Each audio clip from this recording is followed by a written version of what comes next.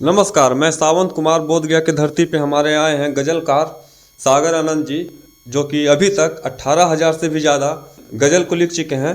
और इनकी एक किताब लिखी हुई मुझे मिली है जिनका नाम है जुबा खामोश है तो हाँ, जुबा खामोश है तो आइए कुछ जानते हैं सागर आनंद जी से कि इन्होंने इस गज़ल में क्या क्या लिखा है, उनके बारे में कुछ जानते हैं। बहुत बहुत धन्यवाद सावन जी। आज मगध की पावन धरती पर मैं बार बार आता हूँ अपने रिसर्च को करने के लिए। और अक्सर लोग पूछते हैं कि इतना गज़ल क्यों लिखते हैं, रिकॉर्ड बनाना है, गिनीज बुक में आपको जाना है। तो ऐसी कोई बात नहीं है। जो लेखक होता है, जो गज़लकार होता है, गज़ल के सिवा क्या लिखेगा। लेकिन हम अपनी गज़लों के लिए परेशान नहीं हैं। गज़ल के बाद जो नागनूर की बात जो आपसे माइक से, नागनूर की बात, हाँ। हाँ, क्योंकि सारी बातें माइक पर नहीं कही जा सकती, नहीं। पवित्रता की बात होती है। जिन बातों को हम भारत देश के शासकों तक पहुंचाना चाहते हैं, उस बात को हम माइक पर नहीं कह सकते। लेकिन जब हम बोलेंगे नहीं तो लोग जानेंगे कैसे। तो एक संसार का अद्भुत ज्ञान है नागनूर। हर आदमी चाहता है कि उसके जीवन में अगला पल क्या होने वाला है, क्या घटने वाला है। सपोज दैट आपका कल बच्चा होगा, उसको आप कोटा भेजेंगे, कहीं कोचिंग करने के लिए भेजेंगे। सफल होगा नहीं होगा ये अगर पहले ही आपको पता चल जाए तो समाज पर इसका क्या इम्पैक्ट पड़ेगा। क्या कोचिंग संस्थानें बंद हो जाएंगी, क्या सागर आनंद जैसे लेखकों को लोग गाली देंगी। ये रिसर्च का विषय है। तो बिना रिसर्च किए हुए तो कोई काम नहीं होता। तो क्या ये बिल्कुल ऐसा हो सकता है सागर आनंद जी जी कि हमारे बच्चे भविष्य में आगे क्या करेंगे, मतलब कि वो आने वाला समय में क्या होगा, ये हो पॉसिबल है? बिल्कुल। ये सब जानना 2 मिनट का काम है। लेकिन 2 मिनट मैंने बोल दिया, लेकिन संसार को 2 मिनट में विश्वास नहीं होगा। It is the problem. अच्छा, ऐसा। अच्छा, मैंने ये भी सुना आपके बारे में, काफ़ी लोग आपको जानते हैं। अब बहुत लोग का क्वेश्चन ये है कि सागर आनंद जी आते हैं, एक गज़ल लेकर आते हैं, तो हमारे दर्शकों देखना चाहेंगे कुछ एक गज़ल छो जाए। गज़ल सुनाने की बात पर भगवान या जो भी सृष्टि को चलाते हैं सबको सब गुण नहीं देते। हमने हजारों हजारे गज़लें लिखी, लेकिन सागर आनंद से आप कहेंगे कि बिना देखे हुए, किताब देखे हुए अगर कहें कि अपनी कोई गज़ल पढ़िए तो ये हमारे बस की बात नहीं होती है। तो लाइए, आज मैं आप ही का ये गज़ल किताब जो है जुबा खामोश है तो इसी के बारे में कुछ चंद शब्द बताएं। हाँ बिल्कुल। ये पुस्तक हमारी आई थी 2014 में आई थी। जुबा खामोश है तो है, नज़र से बात करने दो। ये प्रतिश्रुति प्रकाशन से, इसी से 2-3 शेर सुनाता हूँ। अभी से आँख चुराने की बात मत करिए, सफर में हाथ छुड़ाने की बात मत करिए। मिली ला ला ला ला ला ला ला ला ला,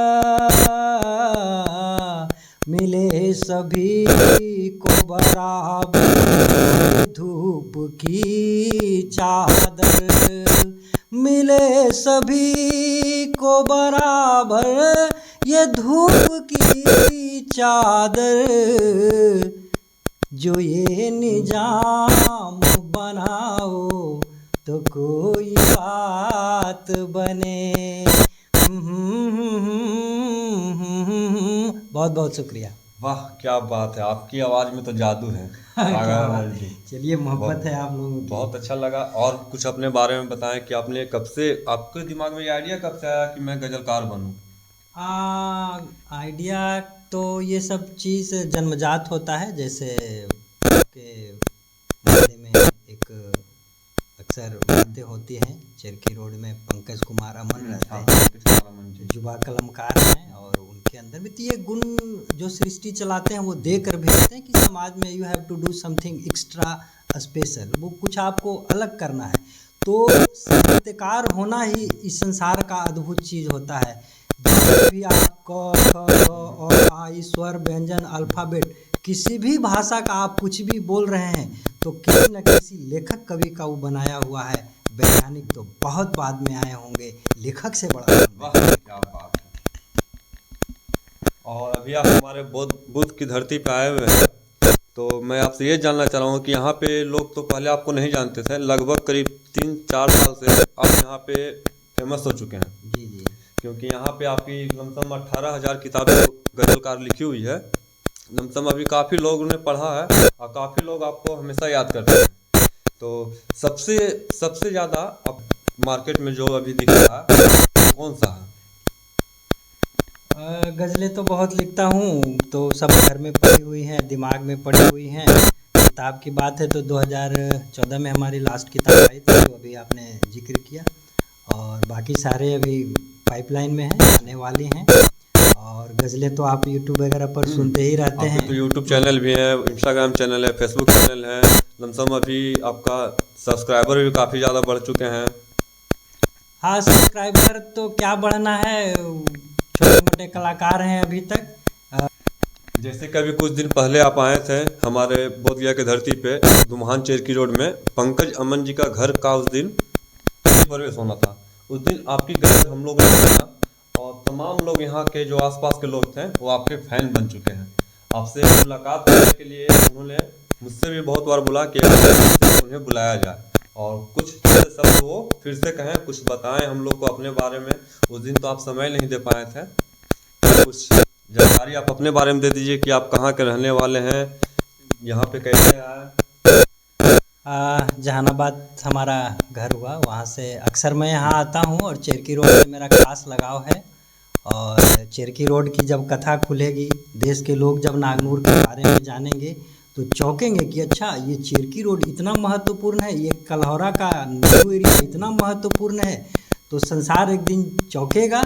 और फिलहाल तो यही था कि हमारी 2 माएँ थी, हमारे पिता की 2 शादियाँ थी, लेकिन अब तो दोनों इस दुनिया में नहीं हैं। यहाँ आता हूँ तो लगता है कि पंकज अमन की माँ हमारी माँ हैं और इनके पिता हमारे पिता हैं, दादाजी हैं। तो एक मैंने फैमिली का ट्रीटमेंट मिलता है, लगता है कि हम अपने परिवार के पास आए हैं। तो अब इसके बाद क्या कहा जाए, प्रेम मोहब्बत से संसार में बड़ी चीज़ कुछ होती नहीं।